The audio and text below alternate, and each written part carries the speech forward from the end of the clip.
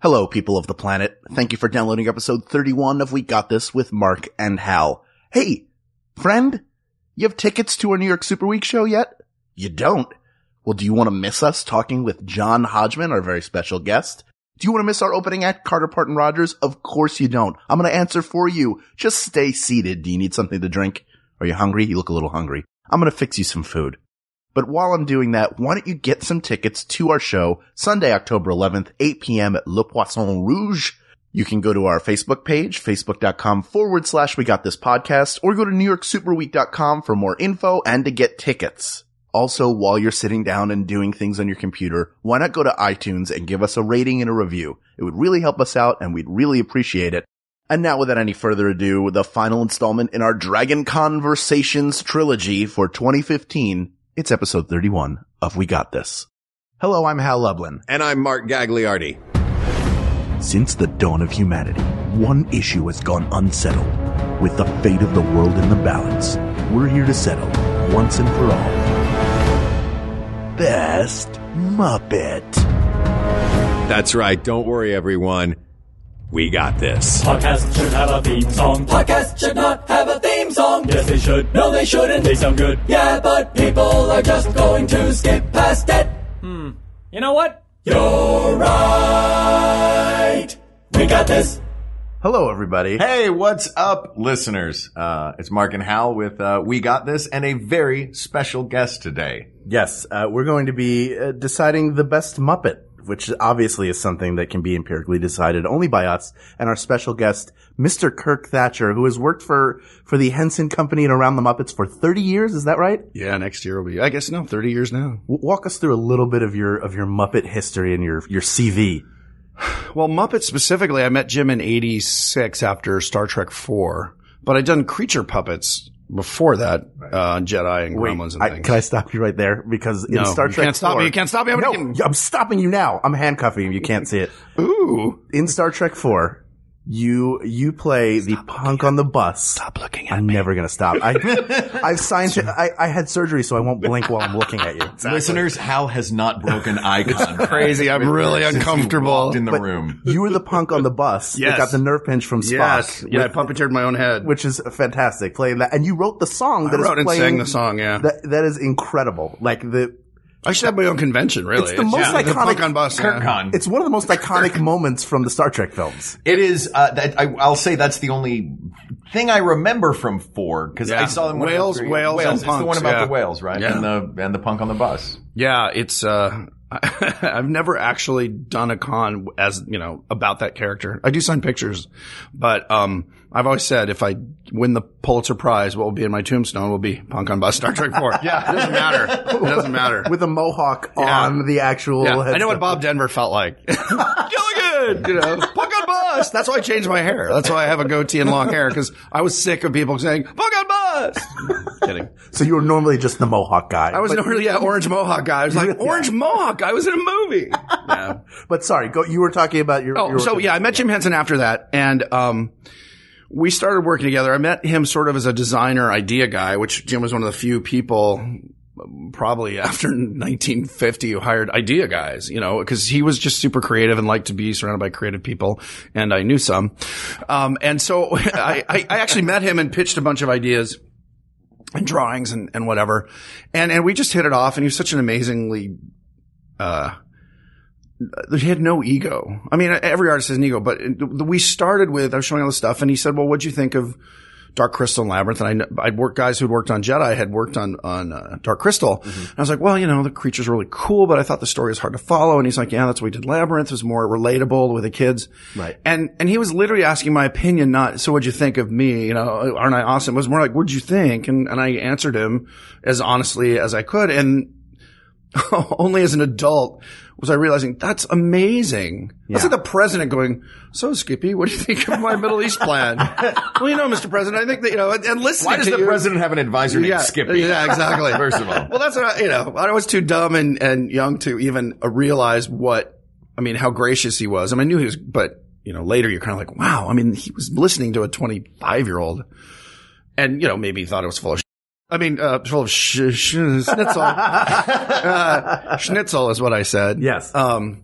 But anyway, so that's how we met. And then we started working on shows. A couple that didn't go anywhere at the time. The ones that did was Jim Henson Hour. I designed a bunch of characters on that and gags, kind of the opening, the crazy opening. He and I boarded together. I boarded with, he sort of like, let's come up with a cool opening for the, it was like, oh, I've got a griffin and a lion and we've got these puppets, and they'll be like, all right, cool. And we just kind of, that was brainstorming. And then it's funny because he wasn't effusive. He wasn't a guy who was like, oh, this is great. He wasn't Kermit, like when he got excited, he was more like, he had this kind of, Jerry Nelson said in his funeral, he had a whim of steel. And it was, and he never said no or like, I don't like that. He'd go, that's okay. That's interesting. Oh, this is lovely. So it was never, that's a bad thing. It's like, ooh, this is nice. Let's go more in this direction. Right. So very different from your Hollywood types who, are like, here's what you need to do. Yeah. So just an amazing working experience. And, excuse me, did Jim Henson Hour. And then we started brainstorming dinosaurs. When he passed away, we had just had 2 meetings. In fact, I had lunch with him. That's really strong whiskey, by the way. Oh, that's rat poison. That's what you're tasting. Yeah. So this has been We Got This. Yeah. Hope you enjoyed it. Help me! The best Muppet is the sock I just put eyes on. Help me! They won't stop looking at me. So dinosaurs we were working on, and then he sadly passed away, but the company was doing a deal with Disney, which that time didn't own ABC, I don't think, but ABC was interested. Michael Jacobs came on board, who did not Boy Meets World, My Two Dads, and so we sold dinosaurs. So I designed all the characters of that, and then started writing, and that was the beginning of my writing career. Was on dinosaurs as I think co-producer was my title, but I was kind of in charge of the look, and then started writing, which was fun, and then started writing with Jerry Jewell, Muppet Treasure Island. The company was trying to come up with. They had done A Christmas Carol, which I thought was too sweet. People love it, and it's a Christmas movie. I thought, God, they're not that funny. I mean, there's fun moments, but it's a heavy story, and it was about, and Michael Caine was the lead. And I was like, okay, but we're doing Muppet movies where a human's the lead. So I said, I was pitching, let's do something completely different. Like, I like period pieces, but let's do something crazy. And I was a big fan of Pirates of the Caribbean growing up, and like Blackbeard's Ghost. I love pirate movies. I'm like, what about Muppets? I mean, we can make all these crazy Muppet pirates. And so, we were looking at classic material that was, kind of public domain. So how about Treasure Island? And originally, there were, Long John, I think, was a person, but Rizzo and Gonzo were Jim and Hawkins. So Jim Hawkins wasn't a kid. Mm-hmm. And so Jerry Jewell and I wrote this insane script that started out like Treasure Island with Jim and Hawkins working in Benbow, kind of the way the movie is if you took out the little boy, if you took out Kevin, and had those two playing the role. And then when they went to the island, it became a road picture. It just went insane. Like there was a giant tiki god. The movie ended with a giant tiki god chasing everyone down. Like it was like a Harryhausen film. And it just completely off the rails, which is what and like Indiana Jones kind of stuff, just crazy. And, the problem with Hollywood is they don't like to take risks. And if like, we're going to do Treasure Island. And at this point, I looked it up. Treasure Island had been done 12 times. Wow. Charlton Heston, I think his son Fraser did a movie with Charlton Heston that was like the definitive Treasure Island. It's the book. It's the characters done right. There's not like, superfluous musical numbers or comedy. So I'm like, why are we doing it again? Just with puppets. Let's take it into the Muppet-y direction. But either calmer heads prevailed or more boring heads prevailed. I think Disney, who was distributing the time, wanted more of a traditional family, film. And it's not that their stuff wasn't a family film. So they brought in, James Hart, who has made a career, of turning classic books into movies. Like he did Dracula, he did Frankenstein. Mm-hmm. So they brought him in and he did a draft, which brought it back more to the book. And then I was sort of the voice of insanity and put in things like Cabin Fever, like the doldrums and just the nuttiness and Polly Lobster being a lobster and Jimmy Jim, all the weird stuff that doesn't really, and I had to fight stuff that for makes it. it a Muppet movie. That makes it a Muppet movie that makes it weird. Treasure Island and not just Treasure Island. Yeah, like Mr. Bimbo was totally my creation and I had to sell Jerry on it. And Jerry Jewell, the sweetest guy, he had a voice like Orson Bean. He kind of talk like, that's great. That's great. Okay. Oh, our writing, we're not even on topic. I'm sorry. This is totally boring. We'll get there. Don't worry. Okay. Yeah. Our writing process was I would lay on the couch. We're cutting all of this. Yeah. Thank God. It's fine. So anyway, there I was drunk in Hawaii. So I would lay on the couch and just spew insanity. And Jerry Joel, it was his house and his computer. So he managed the keyboard. But, I just came up with crazy like Mr. Bimbo and Frank Oz when we did the first read through. He's like, I don't know about this, Mr. Bimbo. And it's like, so he's like, basically you're saying he's insane. We're like, yeah, he's a rich kid who inherited a shipbuilding company, his daddy's company, and is completely bananas. And he has a little friend. No one will play with him. So, I mean, I had a backstory why I had Mr. Bimbo. And he's like, oh, it seems, I don't know. I think we're gonna have to cut it. But he agreed to do it in the read through and it got huge laughs because Frank's a genius and is funny. So he just played it, Mr. Bimbo, played it like it was real and it was hilarious. So we left it in. So I had a lot of fun with that and that was a great experience. And then, let's see. Then I wrote some TV pilots with them. So, as you guys know, but I don't know if your audience knows, like 90% of people who are writers, 90% of writers' work in entertainment never gets made. You make a living as a writer. There are guys like Sam Hamm who's written so many scripts. I don't know if he's ever gotten his name in something that was finished. Right. And he's a great writer. So, not that I'm saying I'm equating myself with Sam Hamm or great writers, but I wrote a lot of stuff, TV shows and things that never got made. 3 Muppet movies, Haunted Mansion one, a Haunted Castle one, a space one, and then started directing on Muppets from Space. Mm-hmm. So I was in the late 90s, actually 99, and then got my DGA card. And I've been doing some stuff for the Henson Hallmark channel, which became Odyssey. And so that's when directing started, and then did that. And then 2002 did Very Merry Muppet Christmas, mm-hmm. which was a big Christmas special for TV. And then 2005, Muppets Wizard of Oz. And then 2008, it's like every 2 or 3 years we're doing these TV movies. And then, like that. So I've been doing all the web stuff and, made a lot of commercials now. So nothing to do with the movies. The new movies. You've written for and directed the vast majority of the Muppets.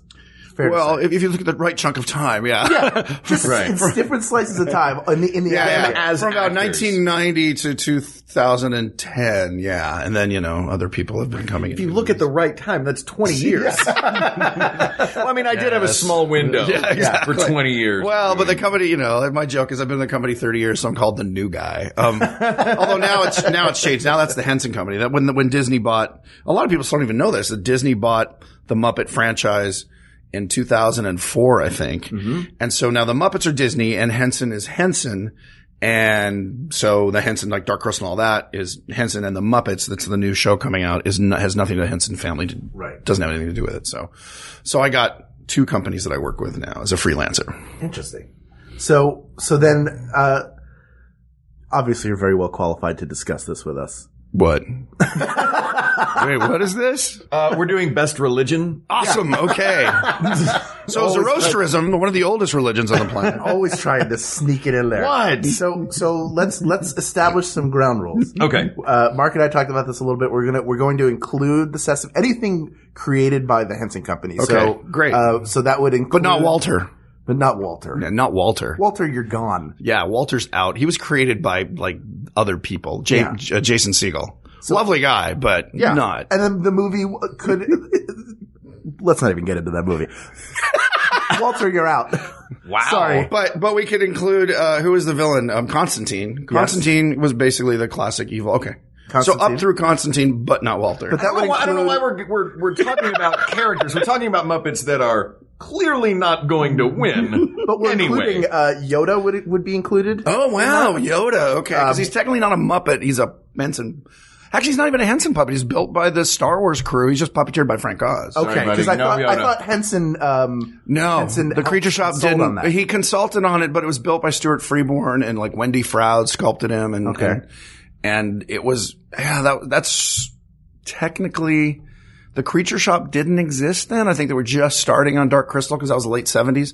That's why you're here. Yeah. I know. It's weird that I know this stuff. I don't even have to read a Cinefex. What about Jabba the Hutt? Now, here's another interesting.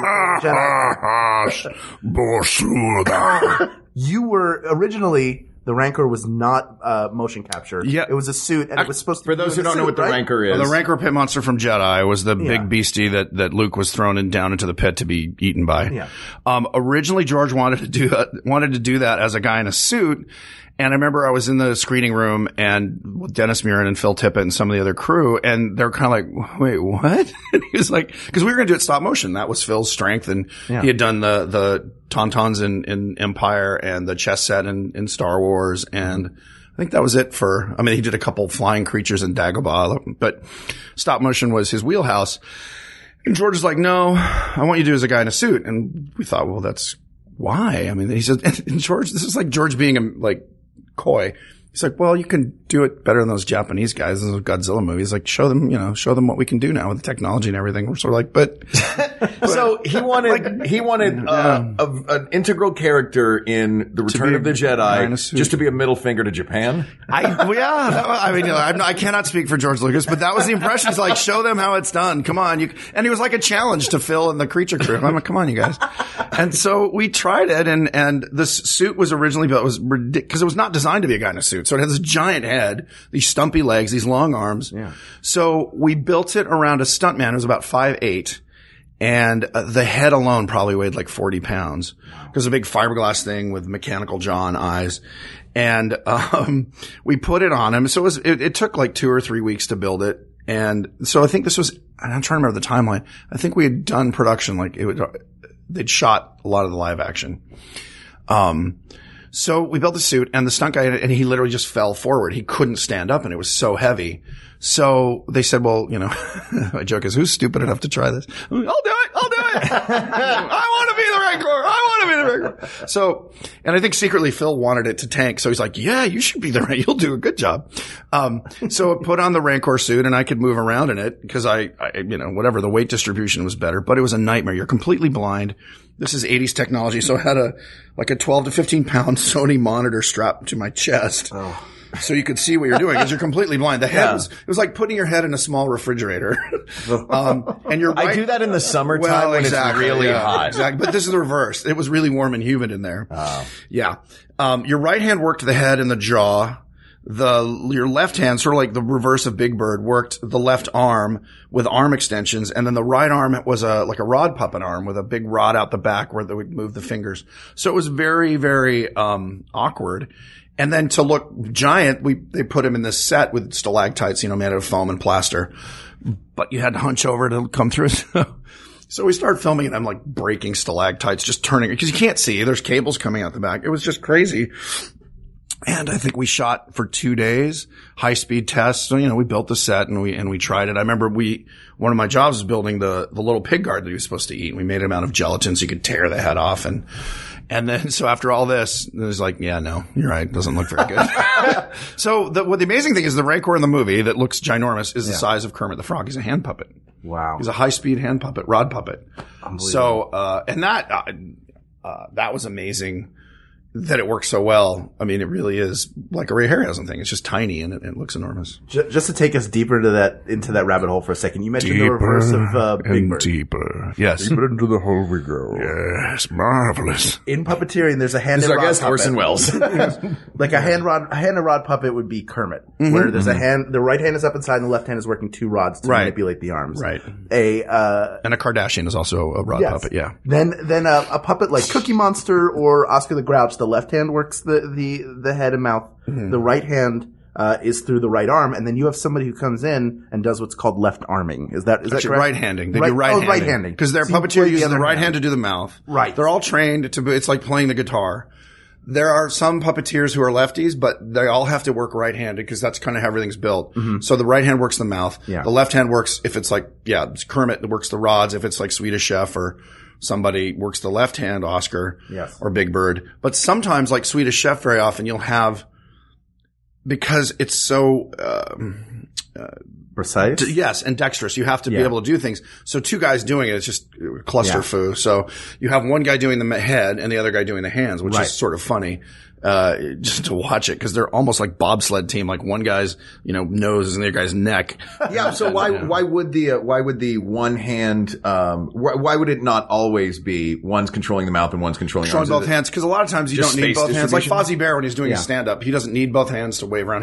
You'll see him, he goes, hey, and he's kind of moving his left hand around. But when he's working with props, very specific, Bunsen and Beaker very often, because they're always working in the lab, and Swedish Chef.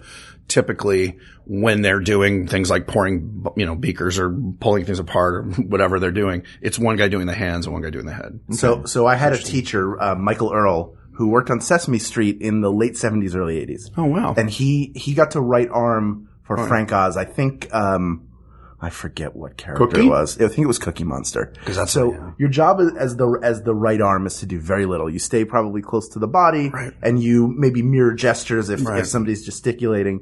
But he was so nervous that he kept moving the right arm. And at a certain point, Frank Oz grabbed it. So if you're watching, you would see Cookie Monster grab his own right hand and hold it down by his side. I've heard that happening, yeah. So that happened to Michael, who also operated Snuffleupagus. Oh, that wow. Was his main gig. When they were doing the Muppet Show, so it was late 70s. Oh, okay. So they would be over in London. They would come in and shoot all their stuff in like 3 days. Right. The rest of the time they would fill in with segments. Oh, bird. I love If I may, gentlemen. No. Bring us back. No. I would like to bring us back. Thank you for, boring the heck out of you. For ruining these characters for me with discussions of how they're done. Mechanics work. Their eyes are ping pong balls. Pong balls. Let us disregard that. I'm going to pull out the little Men in Black flashy thing, and these characters are real, living, breathing characters. Yes, of the Muppets. Who is the best one? Who is the best one? You said you were going to set ground rules. Okay. Yes, you were saying, that's how we got off on Yoda and all that. So, so made by the Henson Company. So Yoda's out, but we would include Labyrinth, Dark Crystal. Okay. The Fraggles would be included as well. Are you going all the way back to Ed Sullivan and like we should go back to Ed Sullivan. Was Phenomenon Ed Sullivan? Yeah, that was where it first appeared. I think was on Sullivan. But I mean, there are certain Muppets that while we love them, we're probably not going to be in the running for best Walter. Muppet. I think we're going to come back to Walter eventually, and he'll be the winner. Surprise, twist ending. Well, look, why don't we start with the honorable mentions then? Sure. The Fraggles, I don't think any of the Fraggles are going to win individually. Wow, dude. But I love Fraggle Rock. Right. Me too. And we've mentioned Madam Trash Heap on this show. All right. In maybe 4 different episodes. Yeah, no, 3. We just hit the 3 mark. Somehow we're just obsessed. We're both obsessed with Madam Trash Heap. Right. Marjorie is her name, right? Marjorie. Oh, wow, you guys, I did not work on Fraggle Rock, so I don't know. I watched a few. I like Junior Gorg. Because he was just an excuse. Fraggle just to be a giant idiot. And there's no, he's just a giant idiot and he could be stupid. He was like, the abominable snowman. Like, oh, I love him and pet him. Just that kind of big, dopey guy. But yeah, is he the best Muppet? Sprocket too. Sprocket was really interesting because he was one of the few Muppets that was an animal that never spoke. Like, he was just a dog. Stayed an animal, and really well, really well played. I had a stuffed Sprocket that was like prized to me when I was a child. Wow. Did you ever see The Storyteller, Jim Henson's Storyteller? Oh my gosh, because there was a dog in that who talked but looked like a real dog. Oh my god. Brian Henson did him and did the voice, and it was amazing. So if you're going to dogs, you'd have to include Dog. His name was just Dog. So Dog would be in there. Dog would be in there. All right. Wow. But this is just enormous. I think those are all honorable mentions. These are outliers. I'll go even up a level. I mean, a lot of Sesame Street, I think we're going to come down to a core group there that we could keep.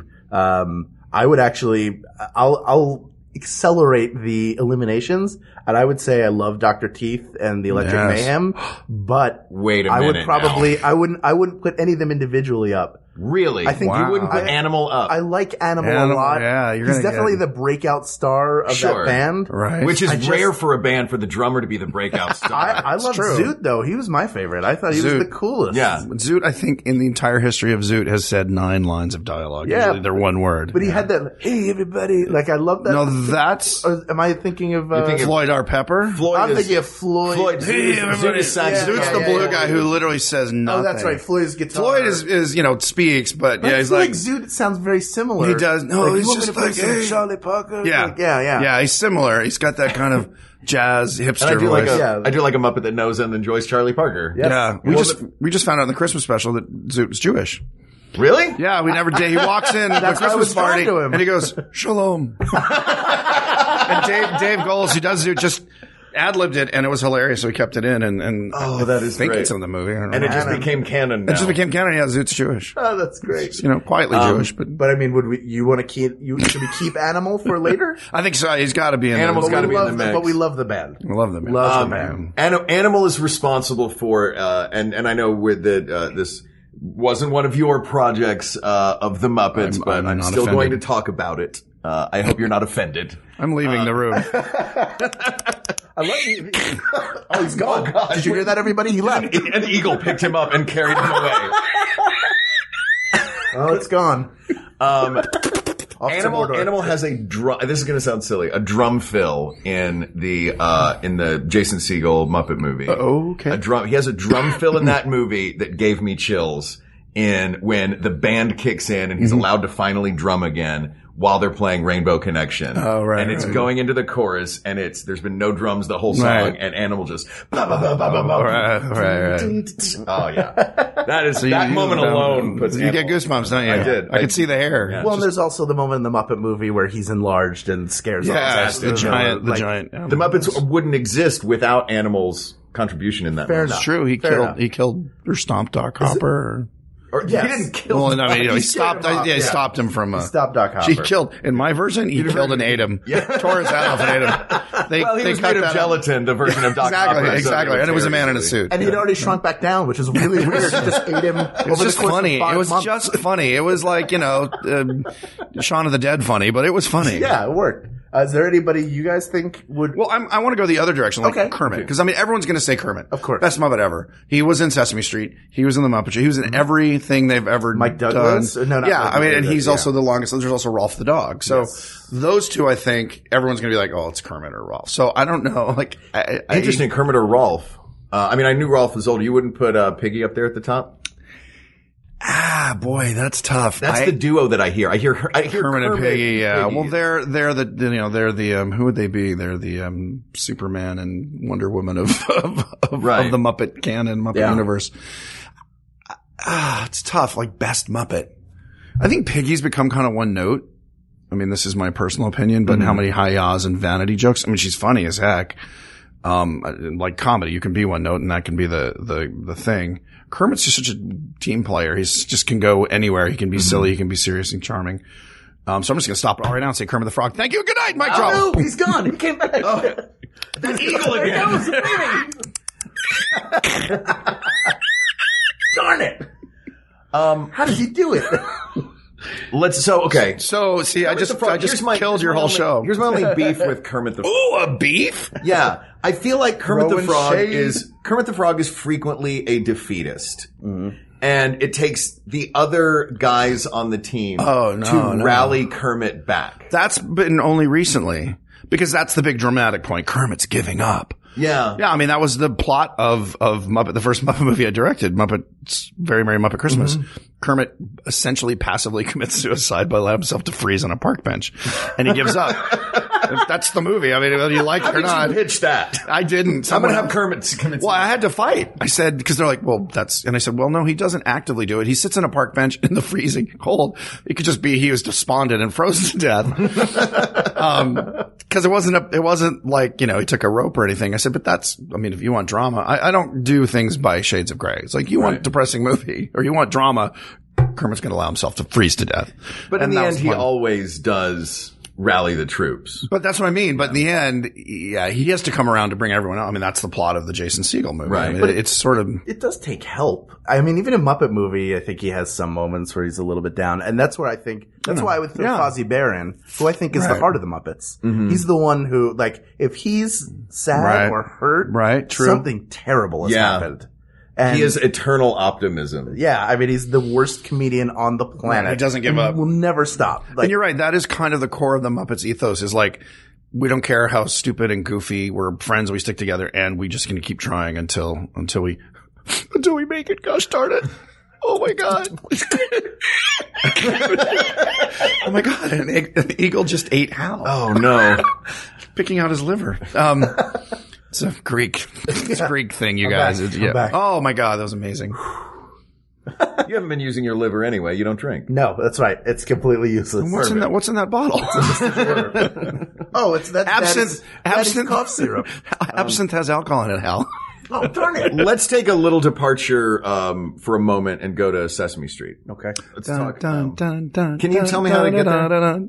Yeah. It's cool. I have a GPS on my phone now. Yes, Sesame Street. Big Bird, Snuffleupagus, Grover, Cookie Monster, Elmo.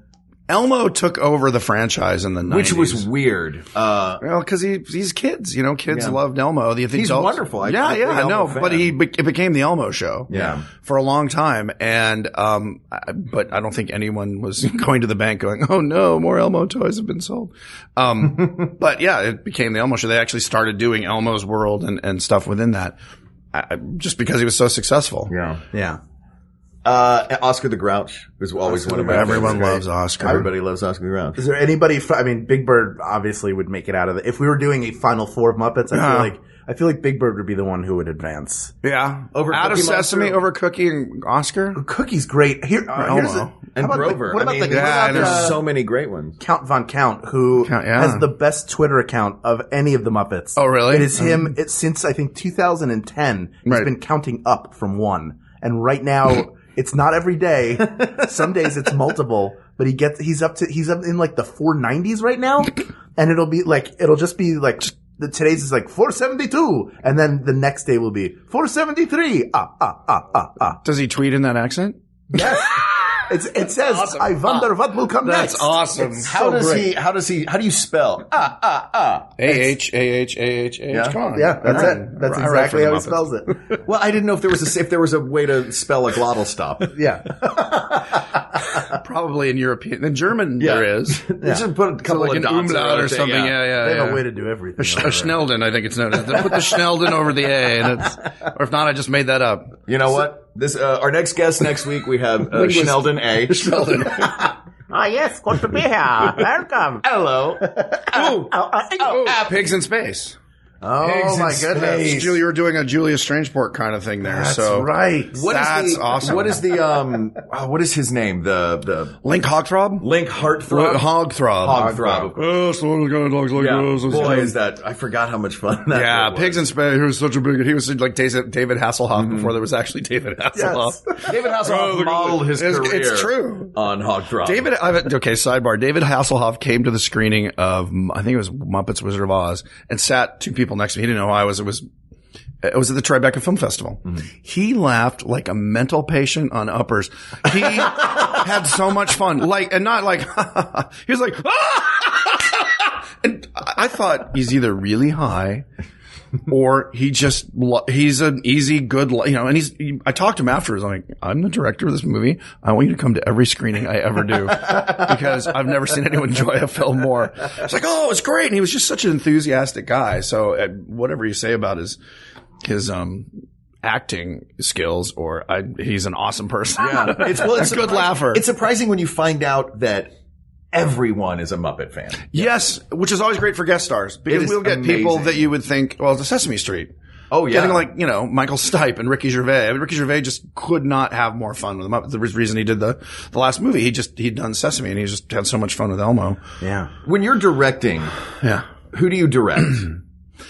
It's funny. It's interchangeable. Usually if it's technical, I talk to the performer.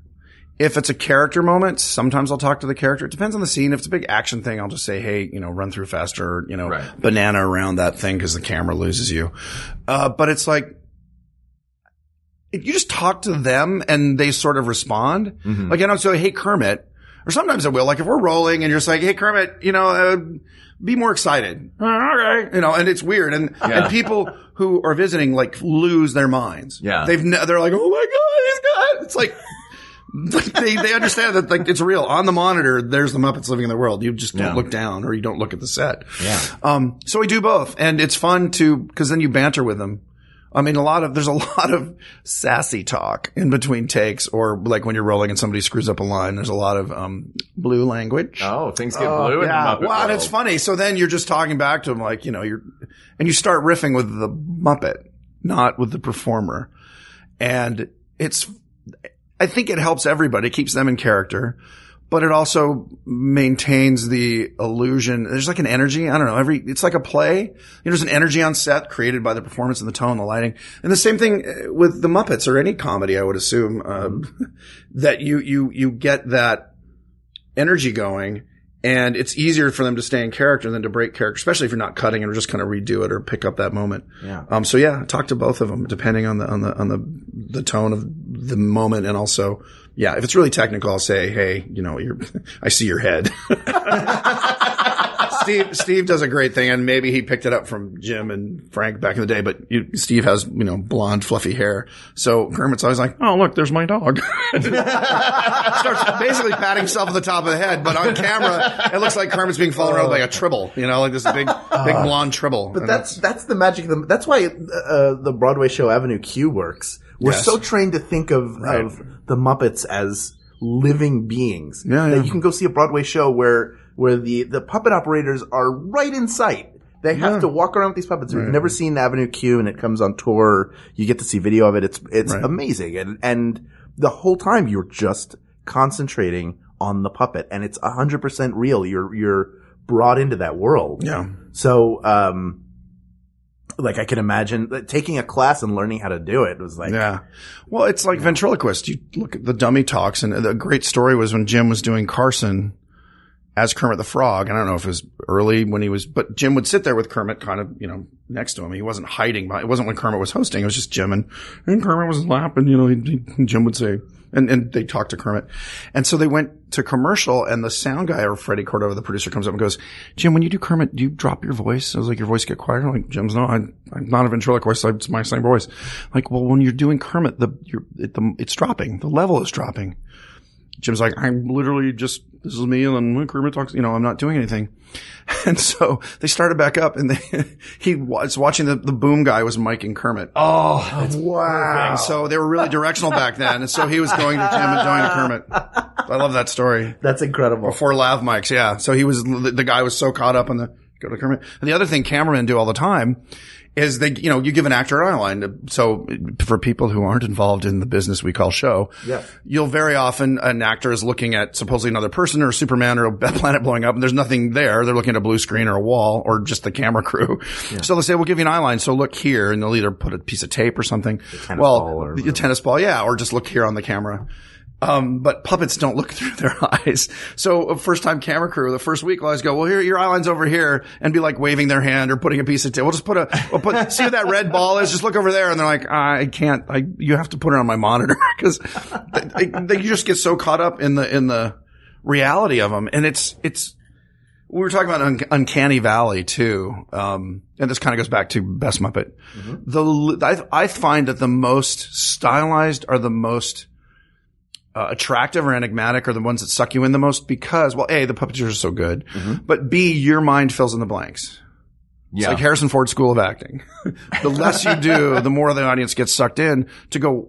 So the super stylized Muppets like Cookie Monster, Rolf the Dog, Kermit, they don't have eyebrows. They don't blink. They don't even have Kermit doesn't even have eyelids. Yeah. I mean, he's just two goggly staring eyes. And you think, well, how do you get again, it's to the performer's amazing skill, but also to the fact that, like, good plays, it could be a black curtain with a prop, and you're like, no, we're in the castle, same thing with the Muppets. So that sort of uncanny valley of, trying to get them more real. Like I said, Statler and Waldorf are the most kind of realistic Muppets we have. Yeah. Everyone else is a big, simple, colorful shape. I mean, Sesame Street, really. I mean, they're just one color and eyes, maybe a nose. And then a Piggy is one of she's not realistic, but she's sculpted and everything. But most of them are really, really simple. And I think that's what makes them so charming, is you get sucked into that simplicity and your mind kind of fills in the blanks. We were talking about this last night with somebody, you guys maybe, but we've had people swear that Miss Piggy flutters her eyelashes. She turns coquettishly and flutters her eyes. Her eyes don't move. Her eyes don't move. She doesn't hurt. She has eyelids, but they don't blink. So it's people filling the blank that, again, makes pulls you in as opposed to pushing you away because you're not going, it doesn't look like a real pig. Yeah. Yeah. So I think that's why some of the most successful ones are Animal, Kermit. There's not, Animal's supposedly a human, but not very human looking. He looks more like a thing. Wait, Animal is supposedly a human? Like a human. Well, actually the whole band, he's not he's not an animal. He's called Animal, but he's supposed to be a crazy hippie drummer. Based on Keith Moon, right? Personality-wise, I don't think so. No, Okay. I think he was just based on kind of drummers who were sort of animal, just kind of. But Moon was crazy, but not monosyllabic. Maybe it was the drumming style. The drumming style, yeah, it was kind of Yeah. Keith Moon. I wasn't there when he was created, so I can't speak. I can't confirm or deny. But he definitely is a human, but so stylized that again he becomes iconic. And people come in all colors, you guys. It's true. I was going to make a really bad joke, but I'm not going to. What a gentleman. Thank you. So, oh my God. So If anybody could see the pantomime that just happened. let's So stick Animal to- wins. Yeah. Animal wins. Okay, good night. Right, good night. 5 minutes. Yeah.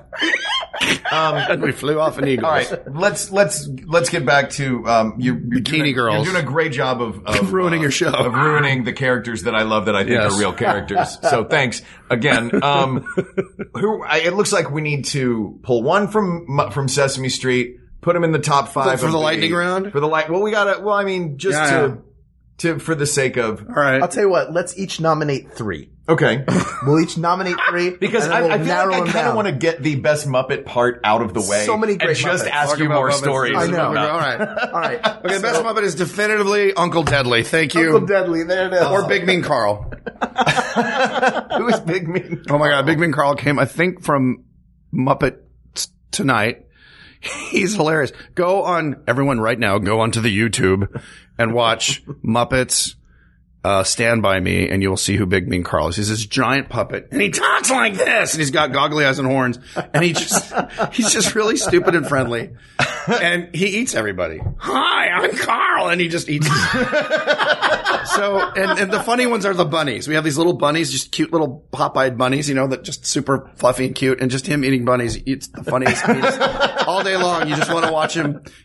So I'll Muppets describe Tonight him. had insanity. There was some insanity on Bill that the Bubble Guy?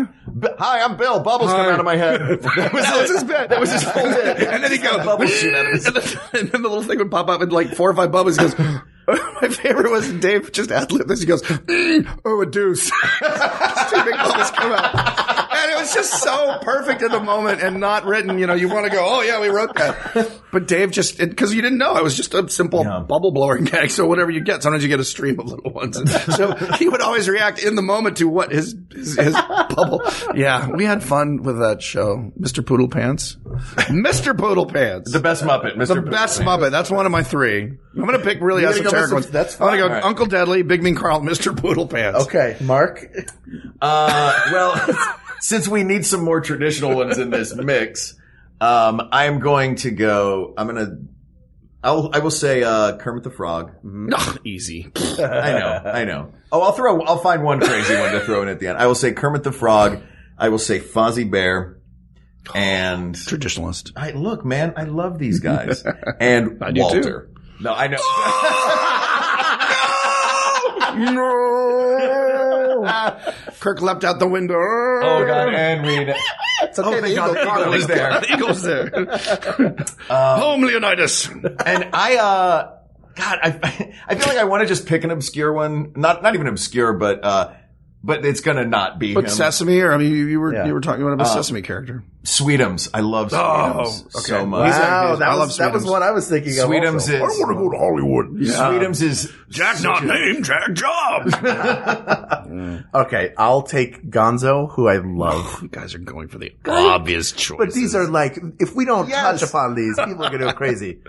Scooter and Skeeter from Muppet Babies. Good night, everybody. No, no, not at all. No. Wait, not Scooter? Although Scooter. I like Look, Scooter. Kermit couldn't have held Exactly. the Muppet Show together as well as he did without that stage Great manager. utility guy. I still, when I'm at a place with dressing rooms and somebody asks me to get somebody, I always go, 5 minutes, Mr. Boom, boom, boom. Like whatever. It's in our lexicon. But I wouldn't pick it. I'll go Gonzo.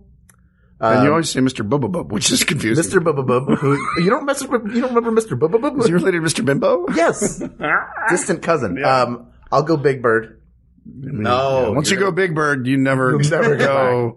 And I'll also take my favorite Muppet from childhood, which is Grover. I love Grover. Too, yeah. Grover captured my imagination. I loved Super Grover. He was fun. Did you ever have the pure book? Joy. There's a monster at the end of this book. Yes. I didn't have it, but I've seen it, yeah. I was a little old when it came out. That was my favorite book as a child. Because I would do it and I'd be like, I'm going to do it. I'm going to turn the page, Grover. It was just such an imaginative way of Right. I loved Grover. Yeah. I loved Grover too. Okay, it's Grover.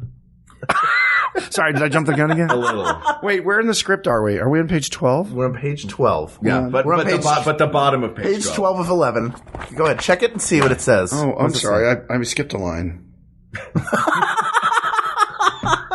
Hell, that was hilarious. Was that one? Okay. Yeah, that was good. That was hilarious. Back on track now. Wow, sorry. Your teleprompter blows. We're editing all of this out. Okay, good. What about this part? It's only going to be. What about this part? It's only going to be when we introduce you. That's all we're keeping. What about this part? I'm just going to keep saying that just to make you insane. What about this part? Yes, this part. What about this part? So we have 9. If you guys heard this part, he didn't edit it out. You just heard that part that was supposed to be cut and it wasn't. How does the editing? Did you cut that part? Maybe. Use the hashtag still in there if I didn't. Try that. I hate that hashtag. Think about it. Okay, moving on. So who can we eliminate from that final 9? Is there anyone? I mean, do we start attacking? Did we all get? of Wait a Kurt's minute. choices? I've got to. Yeah, we have to attack. No, you may not. How is Miss Piggy not? She did not make the finals. I expected you to pick her. I certainly. Here's the thing. All right, you know what? I'm Sweetums is great. I'm going Kermit Piggy Fozzie. Oh, that's just so obvious. Seems right, but he's we like love Superman, Batman, Spider-Man. I mean, come on. But that's the thing is like, how many people, like you named some great Muppets that are obscure. How many people will know them? The true fans will know them. If you knew them and you didn't have to look them up on Muppet Wiki, then you are a true fan and I will personally give you a golden coconut when I meet you. See, you get to walk away from this. We have to deal with the fallout. Yeah. We have to pick the most popular Muppets, but they're also, those are my favorite. I mean, I love Cookie Monster too. It's so hard to leave him out. And you said, you it's like picking your favorite Python. Who's the funniest member of Monty Python? We could do that all week. Yeah, it's impossible. Yeah. It is impossible. So it's an impossible task, but we are going to decide it. We're going to do it in the next 3 minutes. Yes. We don't have to do 3 minutes. We can do, this is going to be a 5-hour episode. Okay, excellent. Intermission. All right, so I'm sorry that I took the bullet and put Miss Piggy in and had to take Sweetums out. You want Sweetums in there, Kirk. You can take out one of your crazy horned bunny eaters. Big Mean Carl. It was Big Mean Carl, Uncle Deadly, and I don't even remember who the third one was. Well, then make it Sweetums. It was probably Sweetums. That's what I remember. Oh, it was Sweetums. Thank you for reminding me. Okay, so Sweetums, Big Mean Carl, and Uncle Deadly. Oh, and Pepe. Wait, can I pick 7? Oh, yeah. I do love Pepe. Pepe's the best. Pepe's our Daffy Duck. I've always said, working with the Muppets for a long time, everyone got too sweet. We need a jerk. And Bill Beretta, who's an amazing puppeteer, it originally was created as a double act. It was Seymour and Pepe. It was this big elephant and a shrimp. Mm-hmm. And Bill had a Spanish, or his aunt-in-law, his wife's aunt was from Spain. And she talked like this, okay? She would end her sentences like, I'm going to the market, okay? So he just thought that was funny. So he started telling this like Spanish language little character. And we had this amazing puppet builder who built Pepe as this, I mean, he's nothing like him, looks like a shrimp, except he's got 4 arms and antenna. And it just kind of was those moments. It was like magic. It was like Charlie Chaplin found the bowler and the cane and the little tramp was born and Pepe was born. And he's so much fun to write for because he's a jerk. He's a self-centered little jerk. He's a misogynist. He's greedy. He's everything that, cause everyone was like so sweet. That was my biggest problem when I came and started with the Muppets was they were crazy, which I loved. But everyone, because the movies had gotten so sweet to each other, like Kermit and Piggy were couple and Fonzie was nervous and Gonzo was wacky, but they're all like, let's all be best friends. Like Rizzo was a little bit, a rat, but so yeah, okay. I'm taking out, Big Mean Carl. I love Big Mean Carl so much, I'm putting in Pepe. I'm putting in Pepe. We love all the children. I love them more. I'm putting in Pepe. So your 3 are Sweetums, Pepe, and Uncle Deadly. Oh wait! New Zealand. Oh, New Zealand. Come on. Oh, boomerang. Best fish. one-note joke that's survived. How has that character has survived for 40 years? Yep, on a one-note gag. Was it Dangerous Harry, right? Crazy Harry. Crazy Harry. Yeah, Oh, he was also dangerous. It was dangerous. We had to not use him for a while because he looked like a Middle Eastern terrorist. He blew things up. It wasn't funny after 9/11. Yeah. He's come back now. I don't know what he's doing on the new show, but so I said, no, he's not Crazy Harry. He's, because you can't make fun of crazy people either. So I said, we should call him Enthusiastic Harry. And he's now a builder. He just he makes things. Yeah. All right. So Sweetums, Pepe, Kermit. Uncle Deadly. Those are my three. Kermit v. Piggy. And I have Gonzo, Grover, and Big Bird. Wow. Just Big Bird. Do we just wrestle now? He's a big kid. Yeah. All right, go. All right, we just start eliminating. Everybody's got a gun. Well, only one of them has a Nerf pellet in it. Start eliminating. I'm in bed. You want me to start eliminating?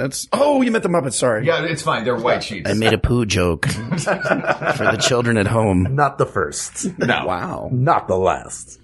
We got this. Man, it's really tough. I'll take Gonzo off the plate. Here's why. I love him. I just feel like like if I had Fozzie and Gonzo on a boat and I had to save one, I'd take Fozzie Bear. Wow. I would take Fozzie Bear. Is it because of his chicken fetish?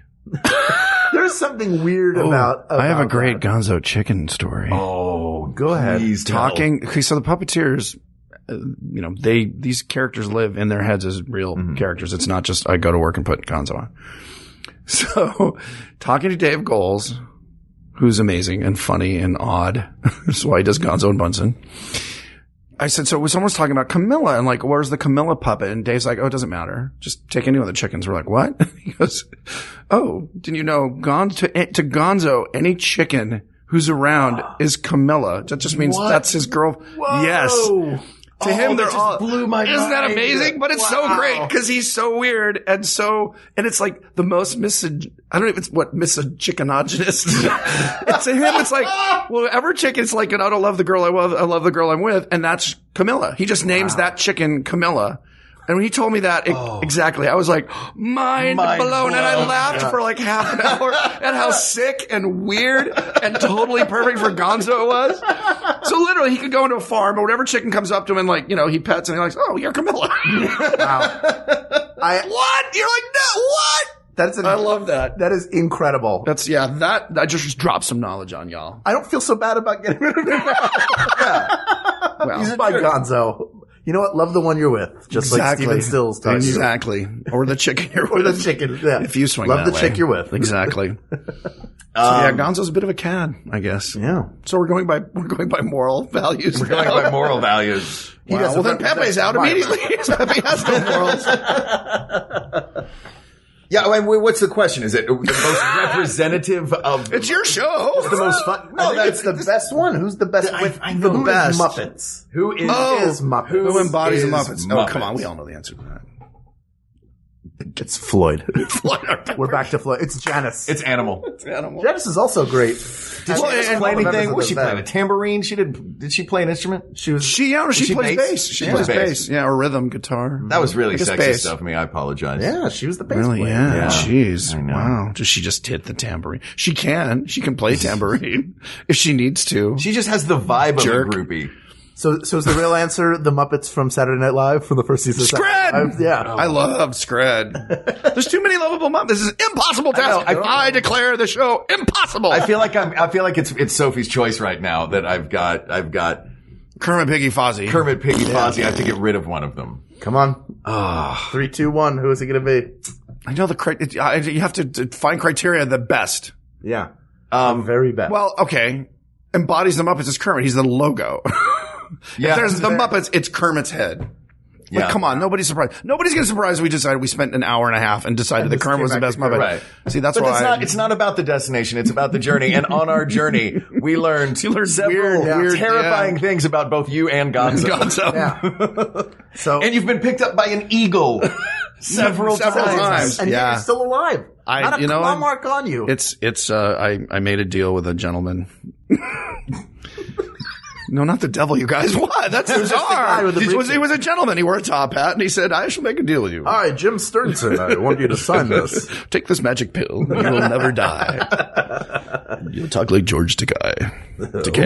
Oh, bye. So, okay. Let's do the rest of the show as George Takei. All right. Are we ready to call this? I'm losing. Are we ready to call this? Okay. Good, because I don't want to have to eliminate any of them. So, there are so many Muppets out there. Listen, everybody, we've ruled. You may not have realized it happened, but it happened. And there are so many Muppets out there for you to enjoy and love and cuddle. Get the stuffed animals. Watch all the films and television shows and digital content you want. Listen to the albums. Read the books. But know that there's only one Muppet who is the best. And he is a reporter. He is an explorer. He is a dreamer. He is a singer. He plays the banjo. He runs the show. And when it comes down to it, he's the one who demands that Orson Welles gives a contract to all of his friends. He is Kermit the Frog. That's improv. We did it. Okay, when are we recording this? Because we should definitely put that in the show. Yeah, that's pretty good. Let me hit record. Oh, shoot. As always, we have many more topics that we can debate, and we are excited to debate them. So please reach out to us on Twitter at We Got This Tweets. Email us at WeGotThisPodcast@gmail.com or visit us on Facebook at Facebook.com/We Got This Podcast. Kirk, thank you so much for sitting and talking with us. What? I just remember. Oh, the drugs are wearing off. We got to get him out of here. Where are you going? Oh. It's really like... What am I wearing? It is a pleasure and an honor to have you This come was and fun. talk with us. Tell everybody, is there anything you want to plug or share? Where can people find you? Or Just send me money. Just send money to Kirk Thatcher. put it in an envelope, throw it in I the just box. write Kirk Thatcher Just on write an Kirk Thatcher envelope, envelope. every Kirk Thatcher. Hollywood, in the country California. is gonna- Remember when you could do that? When I was a kid, you could write, Boris Karloff, Hollywood, California, and it would get to people. Yeah. I'm not that level yet, but someday. Turkey Hollow. Is this going to air like next week? Yes. Okay. Next week, in the next 2 weeks. On the Lifetime channel, November 21st is when it first aired, when it premieres Turkey Hollow, which was a Jim Henson. It's a cool project, briefly, if I have a second. Yeah, please. It was a project Jim and Jerry wrote in 1968. And it was one of the first times they were going to use, they built these creatures for it that were fur with glass eyes, like going towards what ultimately became the Creature Shop creatures. And it was a Thanksgiving special. It was going to be an hour long, and they just got busy with Sesame and other things, and it never happened. So 5 years ago, the Henson Company came to me and said, well, we've got this project. We think it'd be cool. Would you like to write and direct it? And I said, absolutely. And so I'm giving you the fast version. So 5 years later, with a few scripts and rewrites and everything, we just finished shooting like in July of this year, 2015. And it comes out this Thanksgiving, and it's a sweet, funny family Thanksgiving movie, like Christmas movie, but there's 700,000 Christmas movies and like 2 Thanksgiving movies. So, and I just found out yesterday, we're doing the panel, that Jim had a Valentine's Day movie, a Tax Day movie. Wow. He had all these specials planned. So he had like, everything but Groundhog's Day. So he had a 4th of July, a Thanksgiving, a Halloween, a Christmas, a Valentine's Day, an Easter, and a Tax Day special. Incredible. So I'm like, well, let's start just cranking those out every year. But so it was originally more Muppety. This is more creaturey. I said it's like sort of somewhere between E.T. and Gremlins, if the Gremlins never got nasty, if they stayed the Mogwai. So kind of fun and sweet, a little quirky, but that's November 21st. November 21st, Lifetime channel. Yeah. Oh, that's awesome. I'm very excited So if about you want to watch it, send me $20. Yeah. And you can just write Kirk Thatcher, Hollywood, California. Where can we find you on Twitter? Oh, at Kirk Thatcher. Super clever. At Kirk Thatcher on Facebook. Kirk R. Thatcher, and Instagram, I think just Kirk Thatcher. I wasn't clever at all. I wasn't like Harry Green Man or something. But you were consistent. Yeah. I was, yeah. Easier to find. And there's not a lot of Kirk Thatchers, it turns out. CH or TCH? THATCH. Thank you. Good. The joke was we dropped the T in Boston Harbor. No. An old family joke. Quite clever. The Thatchers, No, we didn't drop the T. They dropped the T. Yeah. Sorry, I'm confusing everyone. We kept the T because we were loyalists. You know what to do. Get out of here. Yeah. Okay. I was So long. so glad he's finally gone. I know. Jeez. Oh, that eagle dropped him. Uh-oh. Oh. Oh, and he's back here. He was. You guys, how did he do it? You guys, that's crazy. Is this like Hotel California? You can check out anytime you like. But you can never leave. So no, actually, this is a Hilton. It's half like Hotel California because you can check out anytime you like. It's insane. So do people know that we're doing this live from Dragon Con? Yes. Oh, the did we mention craziest, that? craziest of cons. It's insane. such a fun con. Yes. It's like, remember the Star Trek episode where everyone's crammed on the planet and there's no room to, like, they have to, that's what it's like downstairs. Yes. I just wanted to come up to do your podcast so I could get out of the gyre. It's like the Pacific gyre of garbage. It's the Pacific gyre of cosplayers. Yes. I got like poked in the butt by like some guy's sword and then, in the eye by some Groot guy. It's insane. It's magical. It's a magical thing. It's fun, but it's horrifying. Yes. It's just the humanity. I'm talking like Shatner. Let's just end like Shatner. Let's just keep going. Shatner. All right. Go ahead. Yes, bye. Say the thank yous, Mark. Well, I'd like to thank Mike Furman and Jonathan Dinerstein for our song and score, respectively. And as always, we'd like to thank you. And Ken Plume. No, Ken Plume? I'm talking to Ken Plume. I said you. He's right sitting next to you this whole time. Oh my goodness. Oh my He's goodness. so tiny. I never realized. Go ahead. Sorry. Pick that up. It's a new one. Planet of the Shatners. Yeah. We cloned Captain Kirk because he was the prime example of human species and populated our planet with thousands and millions of Shatner clones. You are the first humans we met since they came. There you go. There's a new movie. Perfect. Called JJ. We'd also like to thank Walker. Ken Plume, our editor and master of ceremonies. We'd also like to thank Kevin Pollak for allowing us to all do terrible versions of his official Shatner impression. That's right. For Mark Gagliardi, I'm Hal Lublin. For Hal Lublin, I'm Mark Gagliardi. And don't worry, everyone. We got this. We got this. MaximumFun.org. Comedy and culture. Artist owned. Listener supported. Hi, I'm Lisa Hannawalt. And I'm Emily Heller. And if you're not listening to our podcast, Baby Geniuses, you're missing out on stuff like Kumail Nanjiani solving the Zodiac murders. Who's like, would you ever go to a friend and you're like, hey, could you lick all these envelopes for me? You'd be like, you're a serial killer. I'm leaving right now. Guy Branum talking about Ruth Bader Ginsburg. And it was just a great moment of like, oh no, I'm here, boys. Like, I'm on this side of the bench. Megan Amram talking about intimidating baristas. Just feel like they're always in character. Like, they're always in character as, like, cool hipster girl. And I just want to break through that barrier. Plus, every week we explore a new Wikipedia page and talk to a crazy expert in the field of nonsense. Well, any hack can make you not have a boner. I mean, it's about how you do it. Right. You know? And we're the only podcast with regular updates about Martha Stewart's pony or your money back. We're not going to give them their money back, are we? No. Let's keep it. Yeah. Listen to our show every other Monday on Maximum Fun. Yay! Yay! Hey everyone, we're the Flophouse, one of the newest additions to the Maximum Fun podcasting network. I'm Dan McCoy. I'm Stuart Wellington. And I'm Elliot Kalin. What is the Flophouse, you may very well ask? We watch a bad movie and then we talk about it. A bad movie podcast? Isn't that like every fifth podcast on the internet? I'd answer that by saying, 1, we've been doing this show for over 7 years, long before the entire premise of our show was a cliche, and 2, shut up. Sick burn. I'd say that our show is more of a comedy podcast. A podcast about words that sound like other words. A podcast about me singing long, irritating songs like this one. A podcast about pitches for a Ziggy comic book movie. Or discussions about sex tarps. Yeah, I mean, mostly it's a show about 3 friends just hanging out. And talking about ding-dongs. That's mostly used to. Wait, what? So if you like any of those things, subscribe in iTunes today or visit MaximumFun.org to follow the show. The Flophouse. Woo!